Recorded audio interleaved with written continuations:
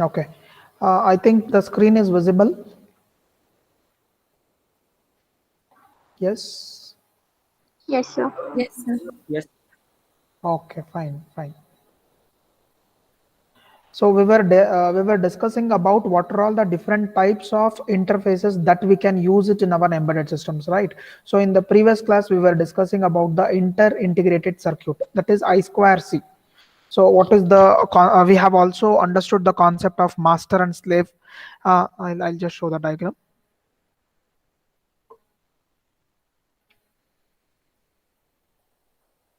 Yes, this diagram, right? So it will be supporting the multiple slaves and multiple masters.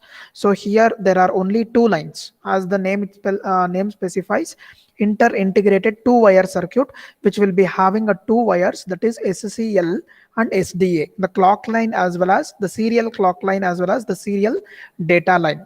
So which is responsible for sending the clock pulses and data respectively. And again, whenever the master wants to send to the particular slave, you all know that the address will be loaded onto the SDA, and the slave will be providing the acknowledgement regarding that particular slave is ready to receive it or ready to transmit. And again, the master can perform the two types of operation, that is both read as well as write. It can read the contents from the slaves or it can write the contents into the slave. So whenever it is performing the read or write operation, the acknowledgement is compulsory. So whenever it wants to send, it will be taking the acknowledgement from the slave, and whenever it wants to write, at that time also it will be taking the acknowledgement whether it is free or not. Okay, by considering this concept, we will be moving on to the next concept, that is a serial peripheral interface, which is also called as SPI bus. Okay, the SPI bus is a synchronous. Try to understand the terms at the beginning itself. See here, it is a synchronous bidirectional full duplex 4-wire serial interface bus. So what we have studied for I2C bus, it is a serial bidirectional half duplex 2-wire serial interface bus. So if you are comparing and studying, then only you will not go wrong with the concepts, or you will be writing correctly in the exam. Okay, you have to compare this SPI and I2C, and of course we'll be studying some more protocols also which is related to interface. You have to compare and study. You have to make the notes by yourself. So now explain madavagane, you can write down the important points related to each and every interface, so that it will be available as a material for you whenever you are studying. Okay, so it is a synchronous bidirectional full duplex 4-wire serial interface. Means what? First of all, it is a serial interface. Serial means each and every bit in your data will be transmitted bit by bit. Okay, after the transmission of one bit, the second bit will start, the second bit will be transmitted, then the third bit will be transmitted. So likewise, the bits will be transmitted bit by bit. That is called serial communication. And what is this synchronous means? So synchronous, I have already told you. So the master and slaves, okay, it will be working with respect to a single clock. The whole system will be working with respect to a single clock here. So the master will not be having a different clock, or the slave will not be having a different clock. If it is having a different clocks, then it is called as asynchronous. Okay, synchronous means that only. Synchronous means it will be all the modules, that whatever you are dealing in the embedded systems are all working with respect to a single clock. Okay, so that is the meaning of synchronous. And what is this bidirectional? Bidirectional means the master can also send the data to the slave, and the slave can also send the data to the master. So it is bidirectional. If you just observe the arrow marks in this diagram, it is not a unidirectional, it is a bidirectional, right? So the data can come from the slave to the master, or from the master to the slave. So that's why it is called bidirectional. And what is full duplex? So I have explained about the half duplex. So full duplex means, half duplex means what? I gave the example of walkie-talkie. So in the walkie-talkie, how the police people will be using, one police person, he'll be talking one statement and he'll be ending with a word called over. So whenever over is heard by another police person, he'll start talking. So simultaneously there will be no talk. There will be no talks between the various police persons. The talks, once the talk get finished by one of the police, then another police or another person will start talking. right? So this is I think you have observed in if not in the real life, if you would have observed in the movies at least. Okay. So full duplex means it is just the opposite. Here you can talk simultaneously, all the persons can talk simultaneously. So the best example is the telephone, right? So whenever you are talking, at the same time another person also can talk, right? Of course the of course the whatever the words that you are speaking may not be clear, because if all of the persons are talking simultaneously, but there is an option, right? There is an option, you can also talk, and the other person from another side can also talk. So that is a example, that is the difference between the half duplex and full duplex. Okay, fine. 4 wire, that I square 2 I square c was 2 wires, and here we'll be dealing with the 4 wire. So what are those 4 wires? You can observe here SCLK, again that is related to the clock, and MOSI and MISO and SS. What is this MOSI? MO means M and S means master and slave, O and I means out and in. Here also MISO means same, master slave in and out. Okay, master in, slave out, master out, slave in, and slave select. Okay, again there is another wire called as a slave select, and it is an active low. So that's why you can observe a bar here. Is it visible? SS above SS there is a bar here. So therefore SS is an active low signal. Okay, so the concept of SPI was introduced by Motorola company.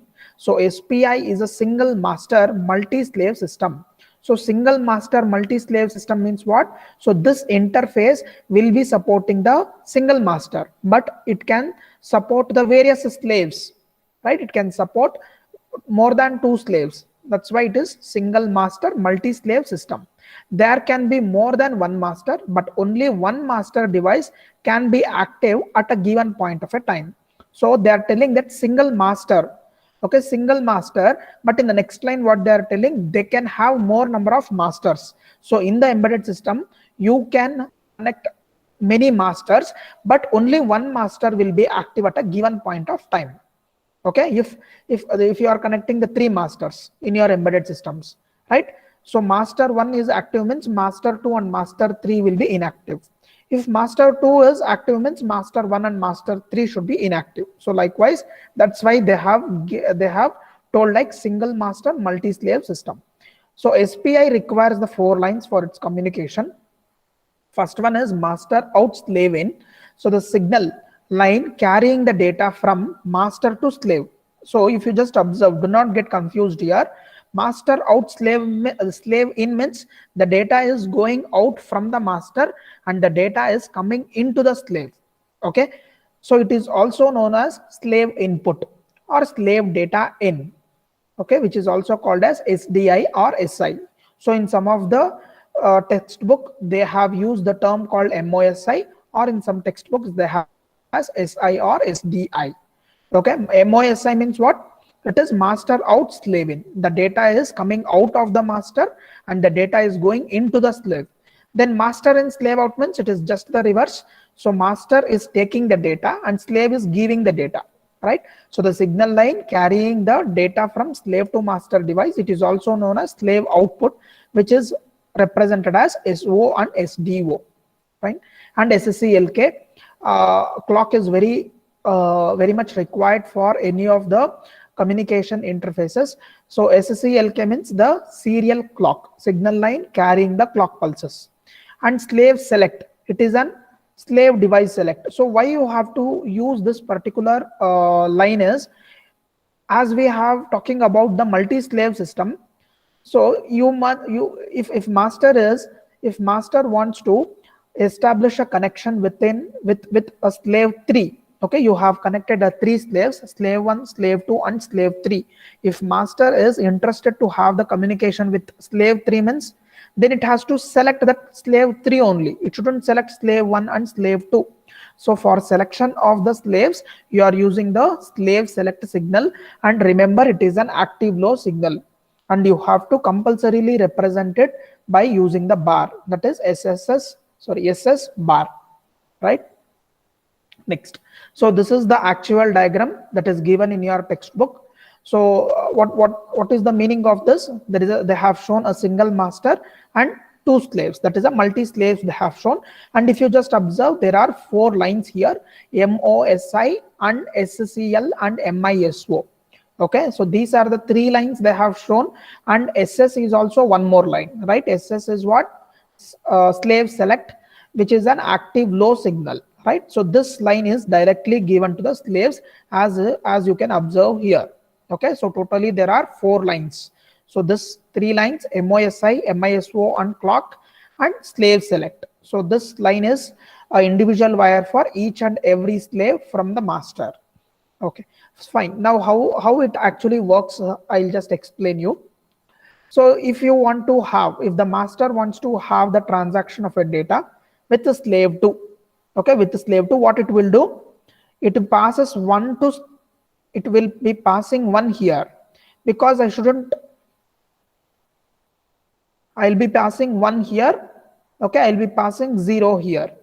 Okay, so whenever I'm passing 1 here, so this slave will be inactive and this slave will be active. Why whenever I'm passing 0 it is active? Because it is an active low signal. So this signal or this line will become active whenever I'm passing 0. So that's why they have represented with bar there. I think you can observe here. Okay, if I'm giving 1, so this slave will be inactive, and if I'm giving 0, this slave will be active. So now right now I have established the connection between the master and slave 2. So if I want to transact the data from master to slave, how actually the operation will be initiated, will be understanding in this slide.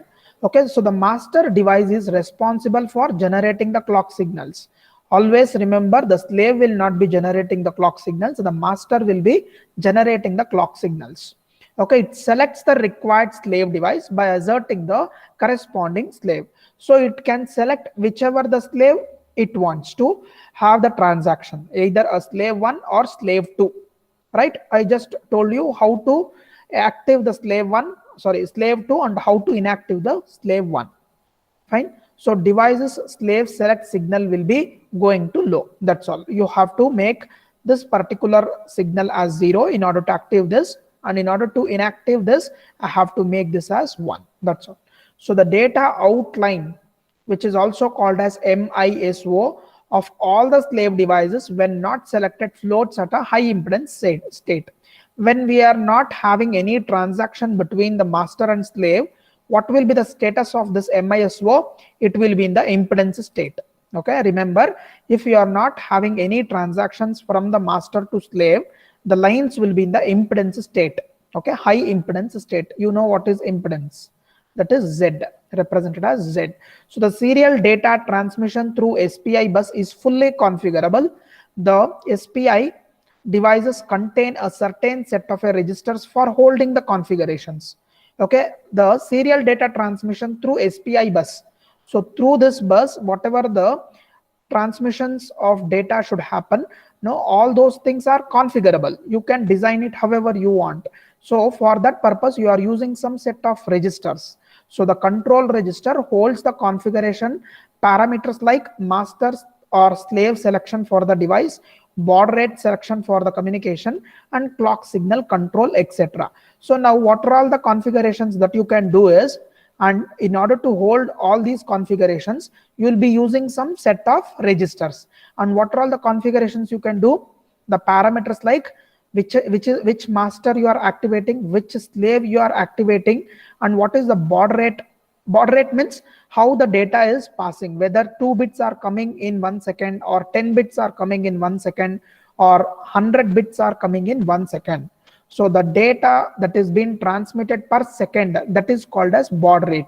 Okay, I am giving the definition for baud rate. Baud rate means what? The number of bits that are getting transmitted from master to slave or from slave to master within a second. That is called as a baud rate. Okay, and clock signal.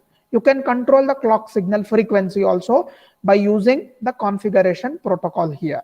And the status register holds the status of various conditions for transmissions and receptions. So from these three lines, what you have understood? So the SPI is configurable. SPI bus is configurable, and you can configure some of the parameters, and in order to store these values you are using some set of registers, and of course there is a status registers also which will be telling the conditions of the transmission as well as reception. Okay, fine. Now we will be understanding the operation, how actually it works. So SPI works with the principle of shift register. Okay, SPI works with the principle of shift register. So the master and slave devices contain a special shift register for data to transmit or receive.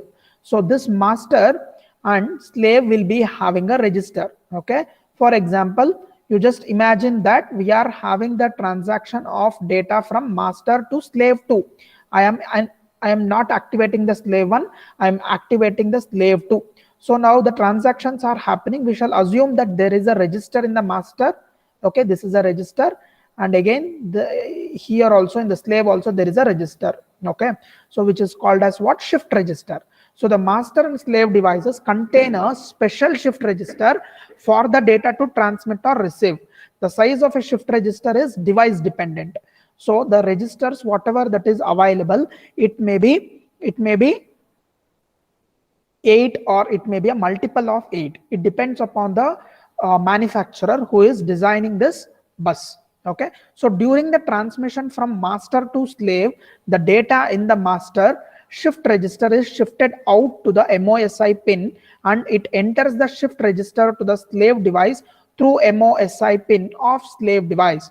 So I'll just explain you with respect to the 4-bit register. Okay, because it consumes more time if I'm explaining with respect to 8-bit. Okay, I'll just explain with respect to the 4-bit register. So you assume that this is a register and this is a register with respect to slave, and this is a register with respect to master. I'm representing it as RM and RS. So what is the data? 1 0 0 1 here. Okay, so now how actually it works is, so master wants to send the data to this register, sorry, to this slave. So therefore I was telling you that there are some shift registers. So this is a register. Okay, so this is a register with respect to master, and this is a register with respect to slave. So whenever I am starting my transaction, what happens? So first data will be shifted to here. So what it will come? Here you will be getting 1, right? Here you will be getting 1. So what happens? So this will be shifted here. Okay, and this will be shifted here, and you will be getting the status as 0.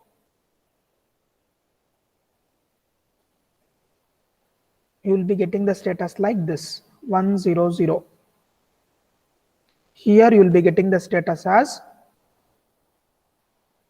can anyone tell what will be the status here? 1 will be coming here, and this 0 will be transmitted here. Okay, so what will be the next status? Can anyone tell what will be the third status?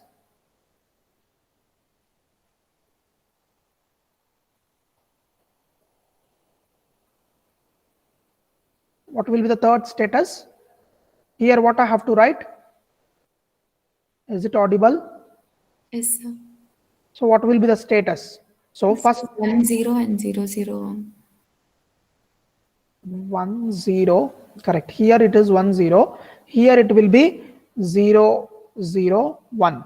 Okay, I mean to say that this 0 is already getting transmitted. So likewise it will be getting shifted. Finally you will be getting what? Here nothing will be left towards with respect to the master. Here you will be getting the whole data, that is 1 0 0 1. Okay, so that's why that's why they are using the concept of shift register. The data will be getting shifted towards the right side. First the LSB will be moving into the slave register, then all the bits will be getting shifted towards the right side, and whatever the bits that is taking the LSB position, that will be moving on, and finally you will be getting the data towards the slave shift register. Okay, so that is the working of the shift registers that are used in the serial peripheral interface. At the same time, the shifted out data bit from the slave device shift registers enters the shift register of the master device through MISO pin. So whatever the data that is going from MOSI, okay, whatever the data that is going from master out slave in, the same data will be available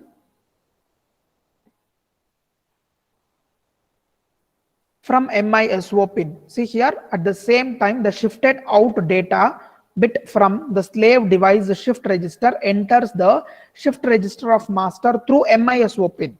Here they'll be using the MISO pin because master is taking the data. Master is giving the data and slave is taking the data. So if a slave wants to take the data means it has to use MISO. If master wants to give the data means it will be using MOSI.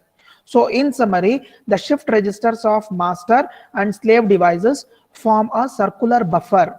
Okay, it will be working as a circular buffer. See here, everything is circulated, right? So that's why it will be working as a circular buffer. When compared to I2C, SPI bus is most suitable for the applications requiring the transfer of a data in the form of streams. If you want to send the data in the form of streams, continuously providing the data from master to slave. So if you want to send the continuous streams of a data, then you can go for SPI bus instead of going for I2C bus. The only limitation of SPI is it doesn't support an acknowledgement mechanism, which is very important. So this is one of the drawback of SPI, where it will be not providing the acknowledgement. If master is giving the data to the slave means the slave will not be giving any acknowledgement to the master. So the master will be continuously giving the data. In case if any of the data is lost means the master will be not knowing which type of a data is lost, and the master will be continuously sending the stream of a data, and there may be a confusion arising to the user whether the slave is getting the whole information from the master or not. So this is one of the serious limitation which was not which is found in SPI, right? Fine. I hope you have understood the serial peripheral bus.